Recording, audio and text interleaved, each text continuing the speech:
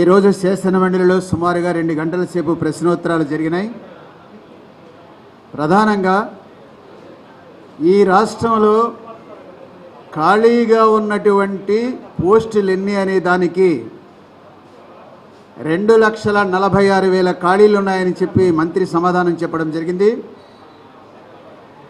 అంటే మా పీడిఎఫ్ తరపున మా కోణం ఏమంటే, రాను రాను ఈ రాష్ట్రంలో రెగ్యులర్ ఉద్యోగుల సంఖ్యని ప్రతి ప్రభుత్వం కూడా తగ్గిస్తుంది.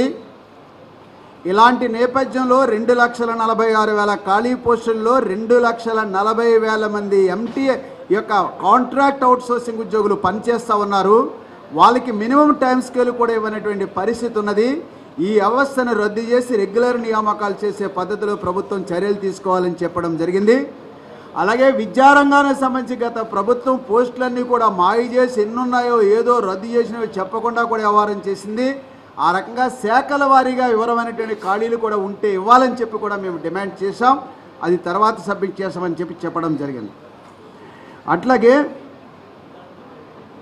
ఉన్నత విద్యకు సంబంధించినటువంటి ఫీజు రియంబర్స్మెంట్ మీద కూడా, అంటే తల్లికి వందనం దాని మీద జరిగినటువంటి ఆ ప్రశ్నకి సంబంధించినటువంటి చర్చలో ఉన్నత విద్యకు సంబంధించి గత ప్రభుత్వం 77 మెమో ద్వారా ఆ యొక్క రాయితీని రద్దు చేసింది.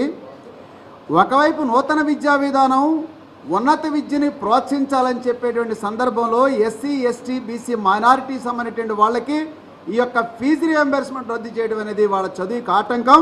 దాన్ని పునరుద్ధరించాలని చెప్పాం. ఆ రకంగానే పునరుద్ధరిస్తామని చెప్పి మరి మంత్రి హామీ ఇచ్చారు. అలాగే అదే సందర్భంలో ఈ యొక్క తల్లికి వందనం కార్యక్రమం సంబంధించినటువంటి మా కాన్సెప్ట్ ఏమిటంటే, ఈ రోజున దాన్ని ప్రభుత్వ పాఠశాలలతో పాటు ప్రైవేటు పాఠశాలలు కూడా వర్తింపచేస్తూ ఉన్నారు. అలా చేసేటువంటి క్రమంలో ఈ పథకం ప్రభుత్వ పాఠశాలల్ని ముంచుతుందా అనేటువంటి ప్రశ్నలు కూడా వస్తున్నటువంటి పరిస్థితి ఉన్నది.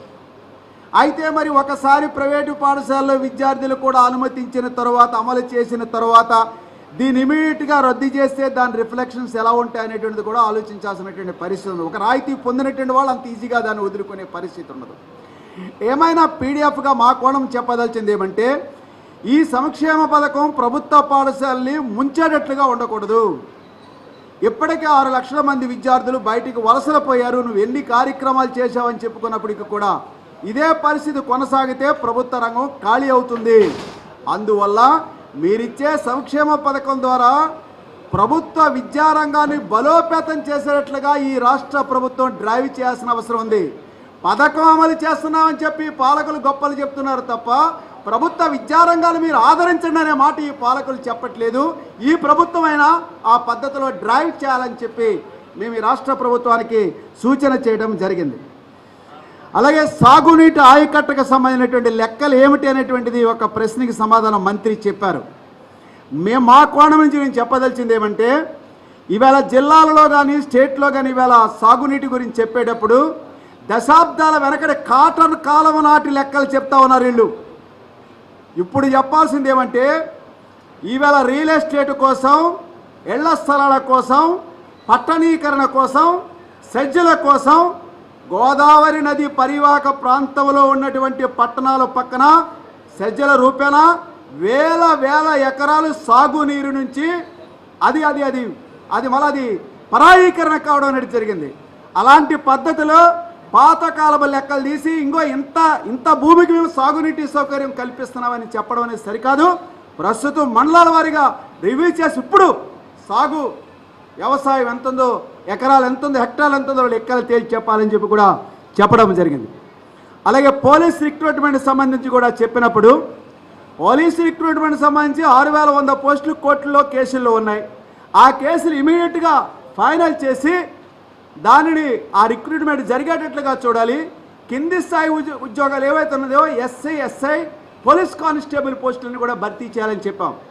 ఇక్కడే మా కోణం ఏమిటంటే, సమాజం విద్యావంతం అయ్యేటువంటి పరిస్థితుల్లో హింస, హత్యలు, అత్యాచారాలు, ఘోరాలు, నేరాలు పెరిగిపోతున్నాయనంటే ఆ సమాజం రోగగ్రస్తంగా ఉందని అర్థం చేసుకోవాలి పాలకులు.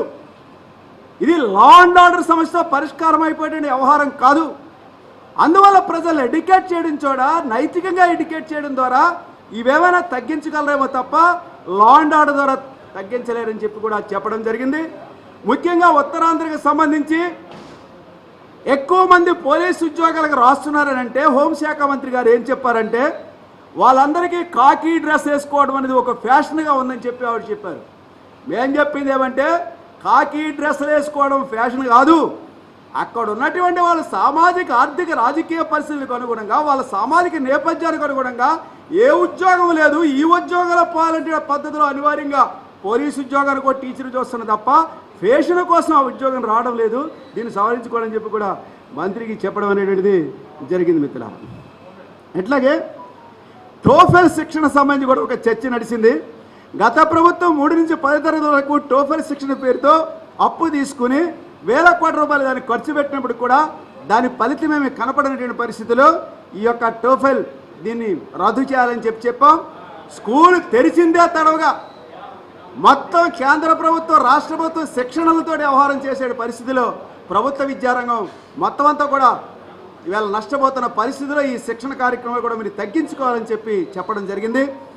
ఇక తర్వాత 2 చట్టాలకు సంబంధించినటువంటి బిల్స్ ఇవాళ కౌన్సిల్ వచ్చే దాని ఆమోదం జరిగింది. ముఖ్యంగా ఎన్టీఆర్ హెల్త్ యూనివర్సిటీ సంబంధించి ఆ రోజున కూడా బిల్లు పెట్టినప్పుడు ఈ మార్పు చేయడం తగదని చెప్పాం. ఆ ఎన్టీఆర్ హెల్త్ యూనివర్సిటీ స్థాపకుడు ఎన్టీ రామారావు దాన్ని మళ్ళా మధ్యలో వైఎస్ రాజశేఖర్ డాక్టర్ పేరు కూడా తగిలించి దాన్ని ఆయనకు ఆ గౌరవించాడు. అంటే ఒక చారిత్రక పరిస్థితుల్లో ఒకరు పెట్టినటువంటి పేరుని మాకు అధికారం ఉందనేటువంటి పేరుతో ఇష్టారాజ్యంగా ఒక రాజకీయ ఉద్దేశంతో పేర్లు మార్చుకుంటూ పోతే ఇంకేమిటి, ఎవరి అధికారం నుండి వాళ్ళు మారిస్తే ఇంకేమిటి పద్ధతి అని చెప్పి ఇది చాలా దుష్ట సంప్రదాయం. ఈ పేరు రెస్టోర్ చేయడానికి మేము ఆనాడు మార్పును వ్యతిరేకించాం, దాన్ని రెస్టోర్ చేయడానికి మేము పీడిఎఫ్గా బలపరుస్తున్నాం. అందువల్ల ప్రభుత్వ పథకాలన్నింటికి కూడా అధికారంలో ఉన్నటువంటి ఆయన కుటుంబం పేరులో ఆ పాలకుల పేరులో తగిలించుకుంటే అది ఏమి పద్ధతి? అది ఈ ప్రభుత్వం సరే దాంట్లో కొన్ని బ్యాలెన్స్డ్గా ఉండే పరిస్థితులు చూస్తున్నారు. ఆ రకంగా వ్యక్తిగతమైనటువంటి పేర్లు అన్ని పథకాలకి తగిలించుకునేటువంటి పద్ధతిని మీరు విరమించుకోవాలి, మార్పులు చేసే పద్ధతిని కూడా విరమించుకోవాలని చెప్పి కూడా ఈ ప్రభుత్వానికి సూచన చేయడం జరిగింది. సరే, ఈరోజు శాసన మండలిలో మరి విద్యాశాఖ మంత్రి నారా లోకేష్ మాకు అందుబాటులో ఉండడం వల్ల పీడిఎఫ్ తరఫున ముఖ్యంగా సమగ్ర శిక్ష సిబ్బంది 25,000 మంది 22 రోజులు సమ్మె చేశారు. సమ్మె కాలానికి జీతం ఇస్తామని చెప్పి ఆ రోజున హామీ పడింది ప్రభుత్వం. 35 కోట్ల రూపాయలు దానికి చెల్లించాలి, మీకు అదనపు బడ్జెట్తో పని లేదు, ఇమీడియట్గా వీళ్ళకి జీతాలు చెల్లించాలంటే మరి నారా లోకేష్ తక్షణ వెంటనే వీళ్ళ జీతాలు చెల్లించి ఆదేశాలు ఇస్తామని చెప్పాడు. అట్లాగే స్కూల్ శానిటరీ వర్కర్స్ కూడా 4 నెలలు 6 నెలల చొప్పున వాళ్ళకి జీతాలు చెల్లించలేదు. వాళ్ళు ఒక పారిశుధ్య పనులు చేసేటువంటి వాళ్ళుగా ఒక అమానవీయమైన పని చేయించే వాళ్ళకి 6,000 రూపాయల జీతం 4 నెలలు 6 నెలలు పెండింగ్లు ఉండడం బాలేదు, ఇది ఇమీడియట్గా చెల్లించాలని చెప్పి నారా లోకేష్కి చెప్పాం. ఆ రకంగా దీన్ని కూడా ఇమీడియట్గా చెల్లింపు చేసేటువంటి చేస్తామని చెప్పి ఆయన హామీ ఇవ్వడం జరిగింది.